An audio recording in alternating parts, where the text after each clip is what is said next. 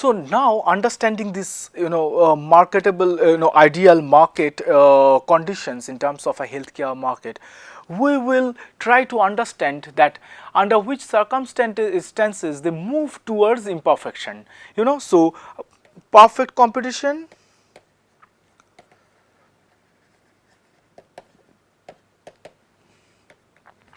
to imperfection.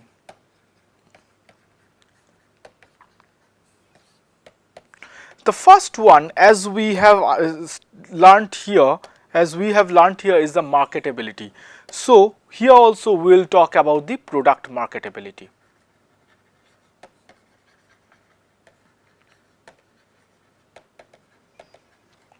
And what is product marketability? We already talked about that all the products are not of the best of the quality, the accessibility is not good, the price has been too high. So there are several conditions under which the healthcare products are always not marketable, and there has remained a question in terms of that whether there is an excess supply or not. If there is an excess supply, then the price may be high and there is a surplus, right?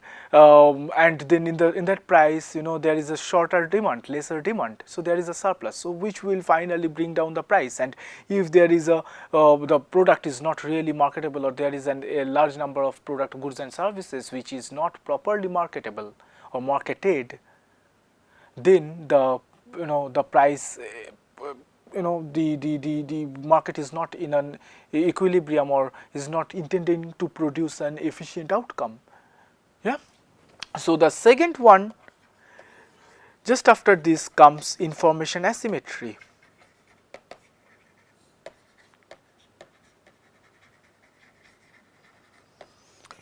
In terms of information asymmetry, again what we learned, that information asymmetry from both the sides, supply as well as demand, I mean the consumers as well as the doctors. So there should be information asymmetry in terms of information. What happens if there is an information asymmetry? Then there is always a possibility, because the healthcare providers have the information, they generally have an advantage over the consumers. Yes, and then they can lie to us, and then they can fool us with extending some unnecessarily services which is not required at all. So, and because we don't have idea and we trust them, because our life, our health is at stake, so there is always a chance that the production is being produced at an inefficient way, of course, or an inefficient output, quantity of output, where the price is high, and then the consumers are not actually getting the cost effective output services or the health. So they are paying more than what they are actually getting. So and that primarily arises because the consumers do not have enough information to make their best of the decisions, or to choose that whether to get a service or not to get a service. Similarly, the doctors don't know that, or the health insurers don't know exactly at which point, say the health insurers don't know exactly at which point the price of the policy, the premium has to be set. Because if the patient is lying that they are not unhealthy, that means the price is being set at a high level.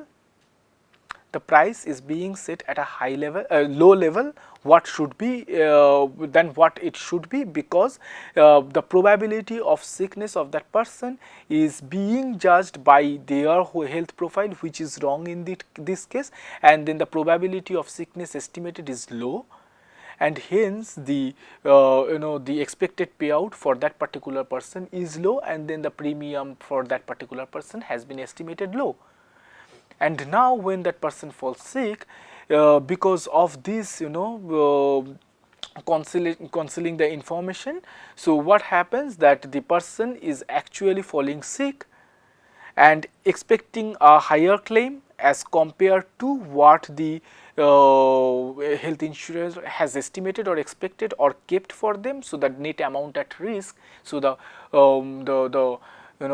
chance of making loss has increased for that health insurance company. Again, that that puts them in a condition where in the to make that loss up, they will try to find further healthy customers and will ignore the unhealthy poor customers, and then it is falling behind back to the from adverse selection to another adverse selection towards cherry picking, and by that they are causing a death spiral. And this is not ideal, because those who are finally, what is happening because of this information asymmetry, those who require insurance, because of some people they are not getting the insurance. The third one, in terms of the doctors, if they don't get the information properly, they fail to give the best treatment. If they fail to get the best treatment, because they give the treatment based on the information they have got. If the information is is not proper, then the treatment process probably is not at its best, and if the treatment process is not at its best, the health outcome is not again the most efficient one. Therefore, the price maybe they are paying, the consultancy charge they are paying to the doctor has remained the same. Yes, has remained the same, but what is happening, the outcome is differing. Now the outcome is low, so there is again a wastage. This is known as dead weight loss, what we will learn more in when we are discussing about externality. The third one is adverse selection.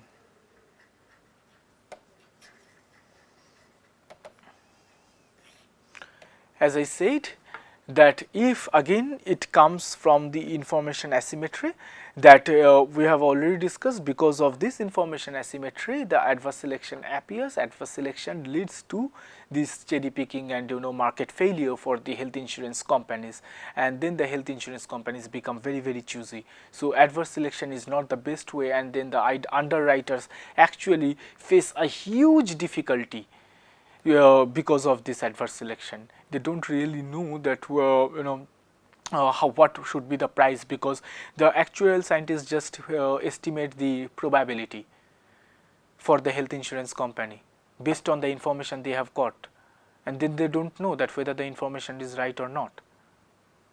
And because based on that probability estimation the underwriters set a premium, and because of that estimation is wrong, so the premium is estimated wrongly. Yes, so the fourth point is moral hazard,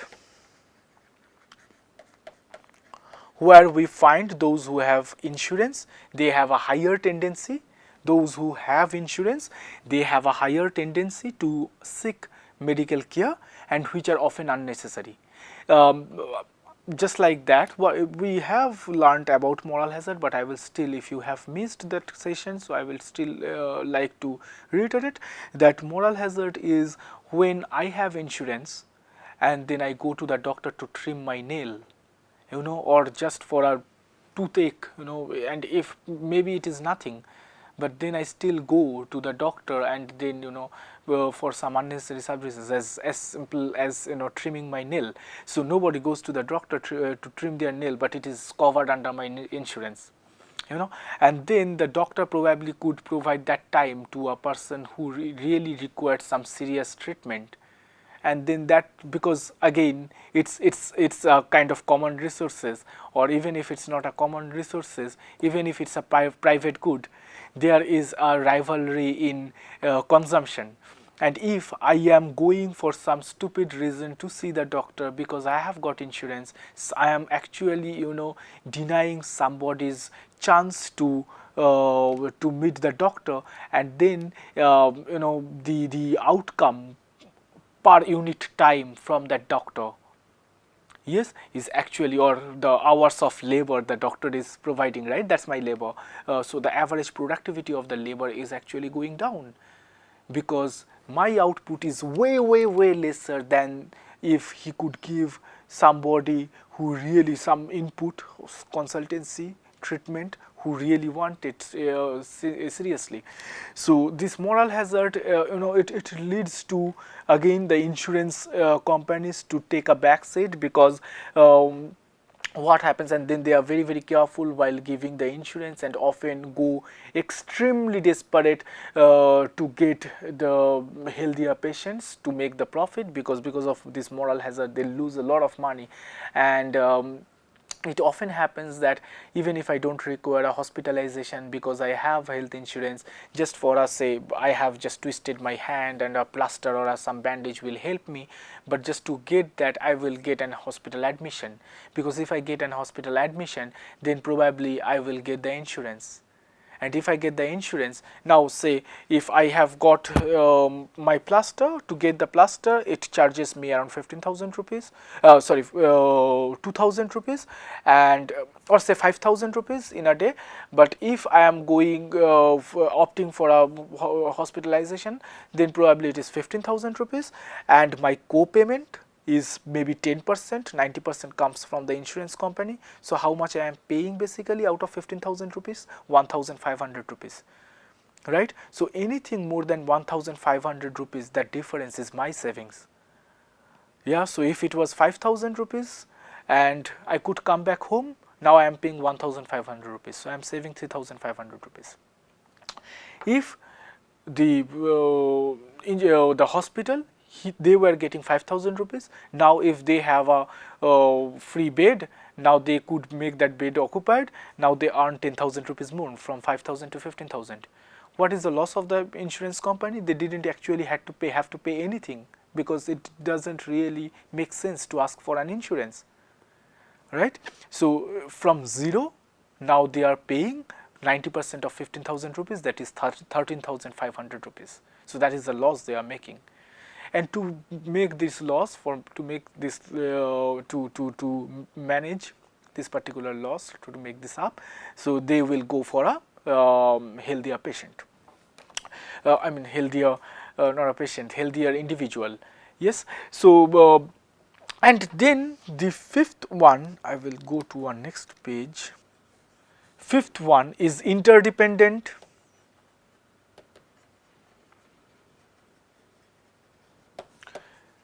demand and supply determination.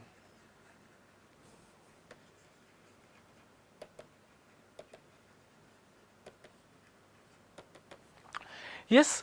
So what happens is, with a higher demand, we know that when the demand is high, there is a tendency that the price may go up. And what happens, an increase in demand because of say some flu or some major viral issues in a particular locality, the doctor says that there is a higher demand, and then the customer base has really increased. So what happens, that the doctor initially maybe they want to earn 5,000 rupees a day, and he could earn by seeing maybe 25 doctors charging 200 rupees from them.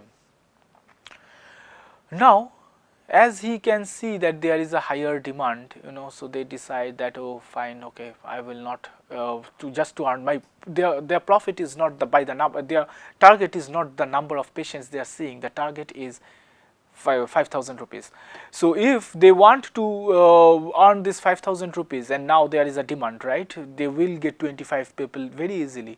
So what they will do, they will now see that say 20 people charging 250 rupees, or even 17 people charging 300 rupees.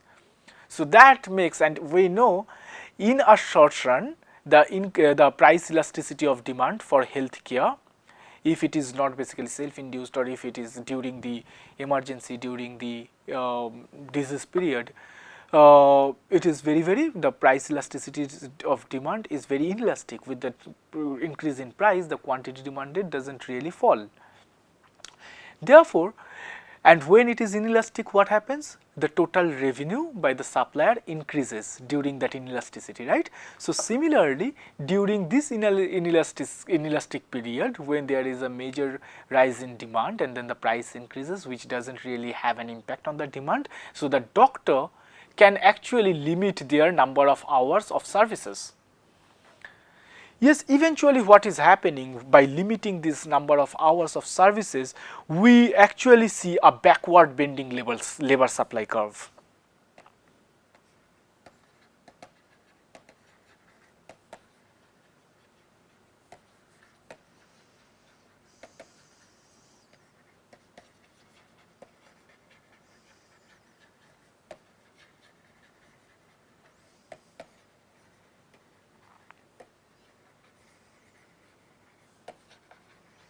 we see a backward bending labor supply curve. Yeah, so these are very this interdependent demand and supply determination. Then based on demand the supply will be determined, or based on supply the demand is determined, but it's not really so prominent that based on supply the demand will be determined, because healthcare scenario is I don't really want to see a doctor if I am not ill.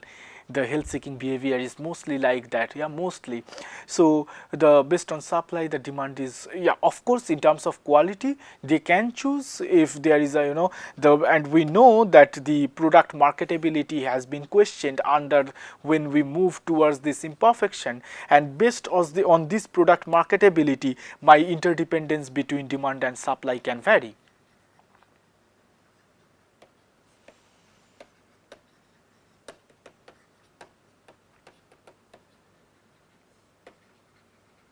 Right. So the sixth is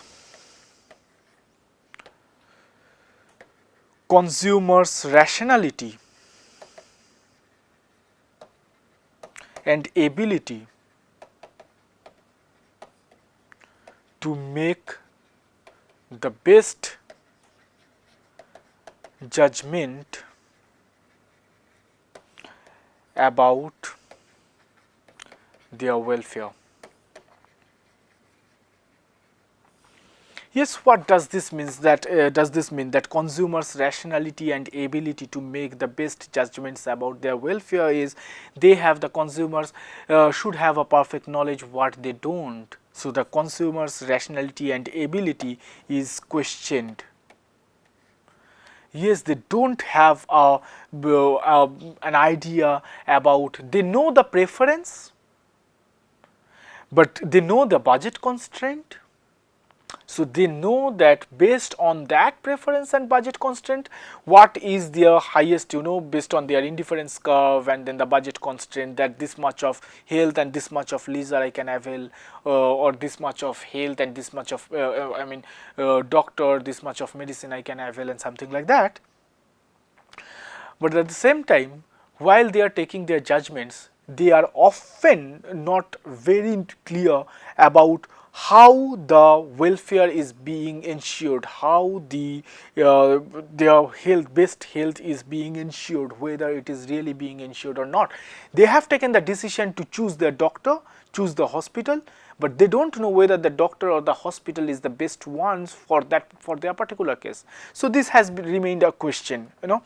So the consumer's rationality and ability, even if it's there, or the rationality is there, but the ability to make the best judgments about their welfare is often not there. And in terms of rationality, when the persons do not have enough education, they are not very rational to take their decisions. Yes, they don't have much knowledge, so they are not very rational to take their decisions. Or eventually, maybe the accessibility and affordability is not there. So they are rational now, but the rationality leads them not to choose for healthcare. Right? So this rationality, because they cannot, even if there is no accessibility and affordability, they cannot ensure that okay, fine, let me get the treatment because it's not far away or it's not expensive either. So they choose not to get the treatment, because that's a rational decision. They cannot spend 3 days or they cannot travel 100 kilometers, right? Or so that rational decision lead them, and that's not the most efficient healthcare production. And of course, if they don't have awareness, they don't have knowledge, so the decision is never rational, because they don't know the importance of the health, or they don't realize, or they don't know importance of a particular disease, that how far it can lead to, or importance of say health hygiene practices, the sanitation, the immunization, right? So the seventh one can be, in terms of this, the consumer's rationality and ability to make the best judgments, there are two things which mostly the suppliers look at, because the suppliers always will try to get an idea about the consumer's pattern, demand pattern, to have a better predictability of the demand condition. So the two things that they try to judge is the consistency and transitivity. Consistency is how consistent the patients are, or how consistent the decision makers, the consumers are, while they face the same condition again and again, whether they are making their demand at the same consistent pattern or not. In terms of transitivity, it's a mathematical condition. In transitivity, we try to see that, well, it's, that if A is preferred over B and B is preferred over C, A is also preferred over C. So transitivity means this condition prevails. Right? If I prefer allopathy over homeopathy and homeopathy over Ayurvedic, so I will prefer allopathic over Ayurvedic. But we often don't see this clear distinction while it comes to the choice making in terms of the healthcare behavior, because our healthcare demand in a developing country with lesser education, lesser awareness, is often not this rational to follow this transitivity. And we have seen that often this healthcare they behaves very differently in these setups. There is a networking effect, there is a bandwagon effect, there can be a given goods condition, so, and where the demand predictability or the consistency, both the transitivity and consistency are compromised, and the rationality or the patients or the consumers or the healthcare seekers decisions towards their welfare are not basically the most rational and efficient one. The seventh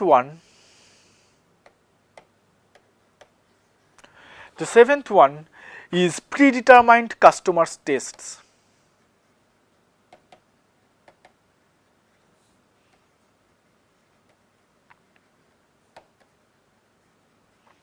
This predetermined customer tastes is, they have an idea, or they know that I will go to this homeopathic doctor only, I will go to this particular hospital only, I will take this particular medicine only. It can come from a brand loyalty, it can come from a tradition.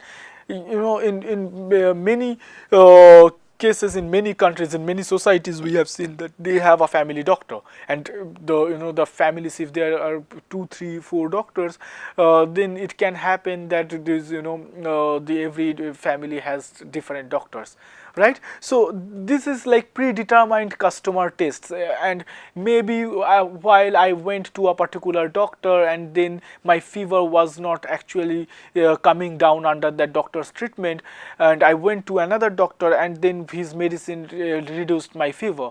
That may be that even if I would have continued with the previous doctor, my fever would have come down on that 4th day, but on that 4th day or the 5th day I went to that other doctor. So the nature of the fever was actually mistaken under this the doctor's preference. So it is like, and then that makes my choice that the first doctor maybe was not the best doctor, right? So the predetermined customer tastes often lead to a market failure, and that is where the allocation of the products or the services are not at its best, because if in a particular locality people prefer to go to allopathic doctors, or say homeopathic doctors, or say even a quack, even if there is a qualified doctor maybe 5 kilometers away, so they don't, or say 10 kilometers away, they don't go to that qualified doctor, they go to a quack who sits in that village only, because that is the predetermined choice, right? And then the efficiency is actually compromised. And here in the first case maybe the consistency is not there, and in the second case what happens, the transitivity is not there. So the predetermined customer taste is a very important point to lead to the market imperfection. And then 8th is the profit motive. It also raises a question whether health is a right or a profit-oriented private good.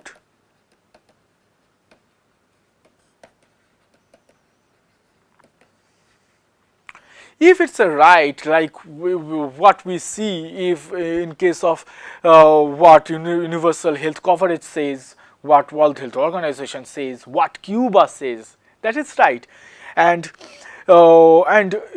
everybody should have equal amount of most efficient health status or healthcare services, everybody equally, yeah, and of the efficient one. But what happens is, if it is often, of course, in most of the countries, it is difficult to ensure that the government will provide health for everybody. So who fills the gap? The private organizations. The private organizations will not work on the same line how the government philosophies work or a right-based approach works.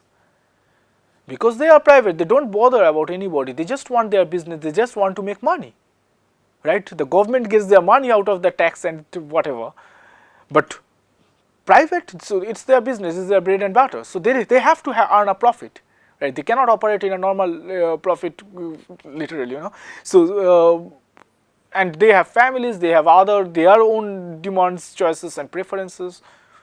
So naturally there will be a profit motive, and if there is a profit motive, then the market fails, that it is in terms of from the ideal situation. Yeah, so the hospital will have a profit motive, the private clinics will have a profit motive, the diagnostic center will have a profit motive, but then how far it is entertained, that the government needs to take a decision. So it should not be extremely high that it discriminates among people, and they cannot keep it very low. So it should be justifiable, that the level of profit they intend to earn. And say, just for an example, how this profit motive leads to a fragmented market or leads to a price discrimination. I stay in Bangalore. A particular immunization for a child in Bangalore, say it charges 4,000 rupees. I go to in a private nursing home or hospital. I go to a government hospital, it charges 2,000 rupees. I go to a government hospital in Hosur, or not a government hospital, may it be a semi-government hospital or something like that, a charitable organization. I go to Hosur, which is just half an hour away from Bangalore, maybe in Tamil Nadu, or I go to say Mysore or nearby Ramanagar or somewhere, yeah, which is small towns around Bangalore, that eventually comes down, say 1,500 or something like that. So you can see the profit motive, the difference in the price, and that is a market differentiation, and that's really not nice. Right, that's an uncanny business. But government has to regulate. We don't know. We cannot go to a government hospital, stand in a queue for 2 hours to get the price. So if we can afford, we prefer this. And then there is a snob effect as well. So we go to that private hospital, 5 minutes business, just get the immunization, come back, and we don't bother that whether it's 5,000 rupees or 3,000 rupees. So I just can't stand for 2 hours 2,000 rupees, because otherwise I have to take a leave on that particular day. Probably my opportunity cost is higher than what I save, by that 2,000 rupees. The next one is externalities.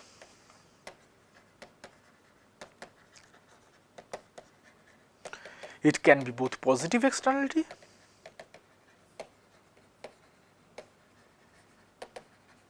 and negative externality.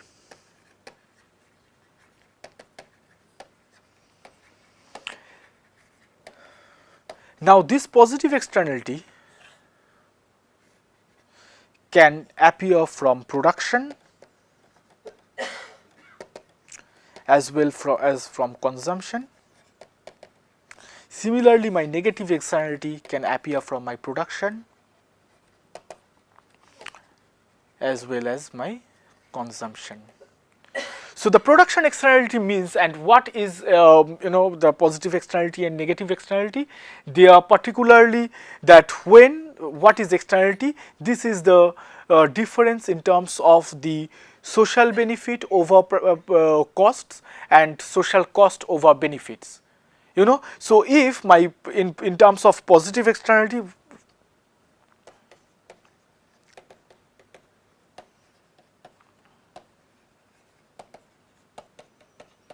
my social benefit should be greater than the cost, whereas for negative externality,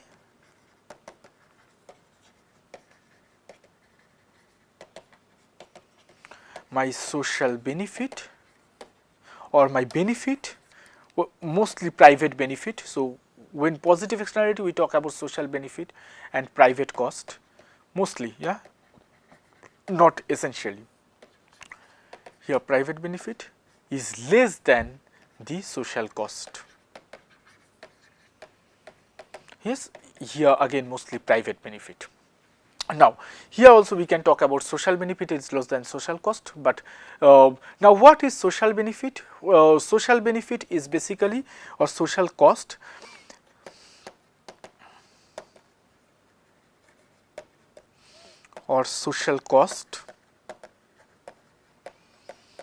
is basically private benefit or cost plus external benefit or cost. You know, if my private benefit has, or my production has, if I produce something I have a benefit, or if I consume something I have a benefit, and if because of my production and consumption some other people who are not directly paying for that or producing or consuming that, you know, they also have a benefit because I am producing something or I am consuming something because of my production, because of my consumption. If they are having a benefit, then that is external benefit, and together that is social benefit. And if the social benefit is more than my private cost, that is a positive externality. Similarly, if I produce or consume something, I pay a cost, I gain my benefit, but because of my production and consumption, somebody else is having a cost. It can be a pollution, smoking cigarette, anything. They are also bearing a cost. That is their external cost, right? They are not getting any benefit. That is their external cost because of passive smoking. So this together is social cost, right? And this social cost may be more than my private benefit. Then there is a negative externality. We'll discuss about this more in the the next session. But the last point, which leads to the market imperfection from the out of the ideal market condition, that is returns to scale. Which color? Okay.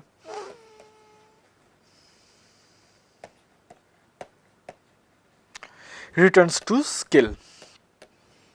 Point number 10. Yeah. And this returns to scale is basically, you know, they talk about increasing returns to scale.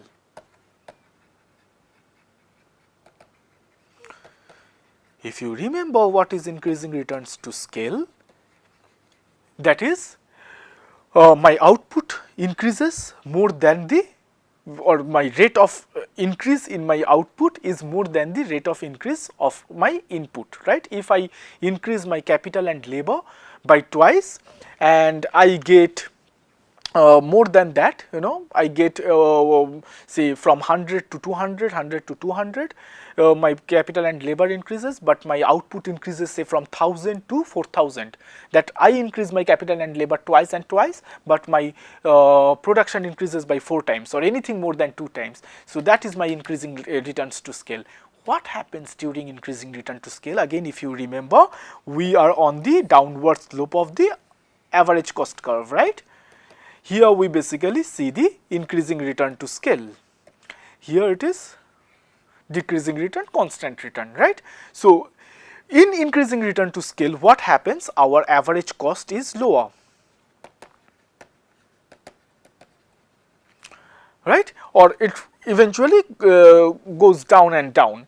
So with this average cost, when we have this lower average cost, there basically we found our, you know, the fixed cost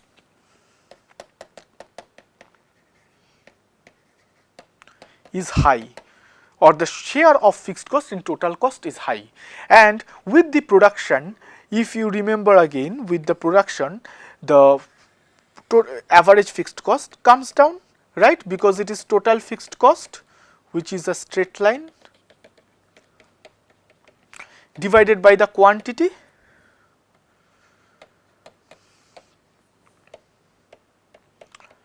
Yes, and if it is coming down, right, that means if this particular share is high, or this particular share is high, that means when I produce, like at the initial period, I have probably to set up a hospital, I have to get a lot of equipments, lot of beds, diagnostic equipments, certification charges, a big hospital building, ambulances, a lot of human resources. So the fixed cost, initial investment for this building capital and all this is very, very high. Once it starts operating with the quantity of the production, the patients being treated and all this, once it starts operating, that fixed cost gradually goes down, and the more is the patient, more the down, it goes down and down. So what we find when we have this total fixed cost more, that means a capital intensive system, which we can compare between a big hospital as compared to a smaller hospital.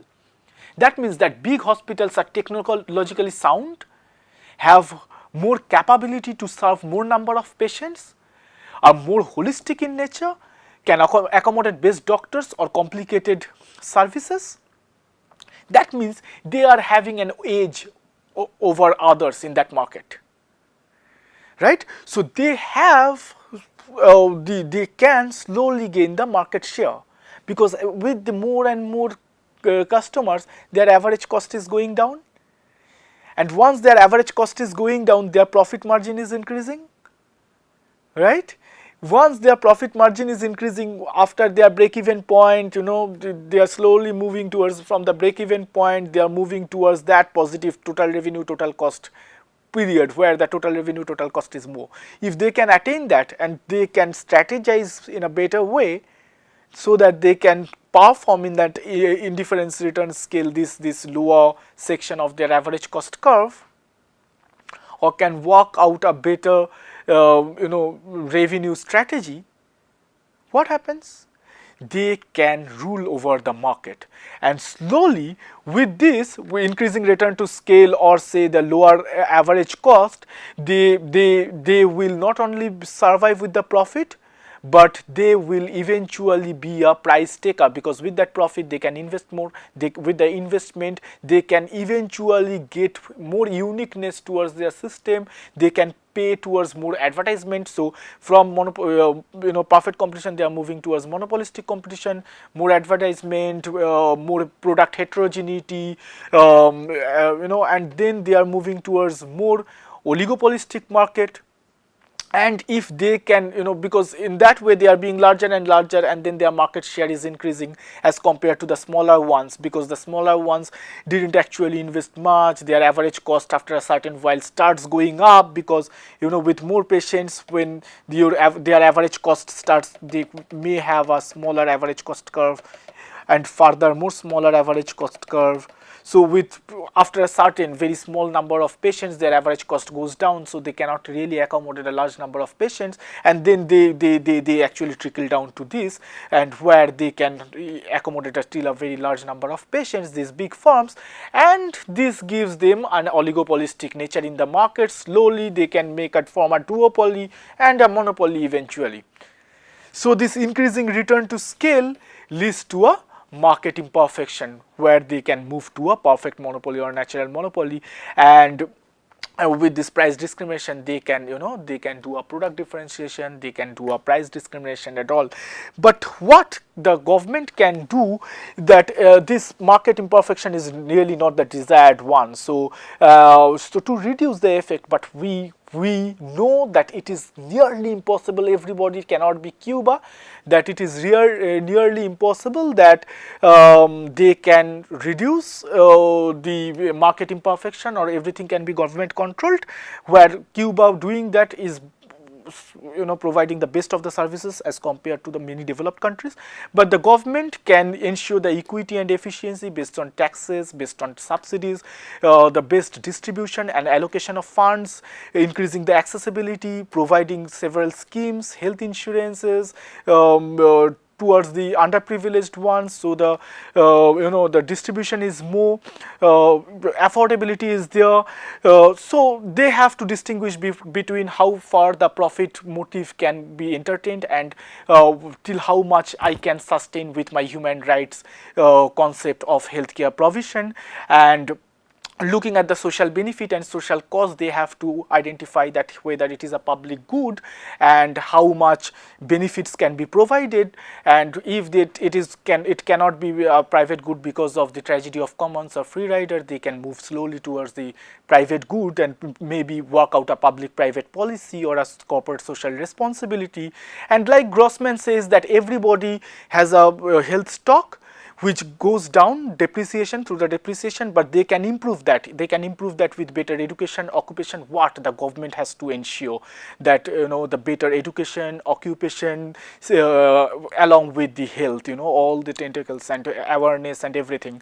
So so that is where the government has to bring a strong philosophical foundation of the healthcare system. If their philosophical foundation is strong, they know that what is there, we have a lower market imperfection in terms of healthcare. Thank you very much.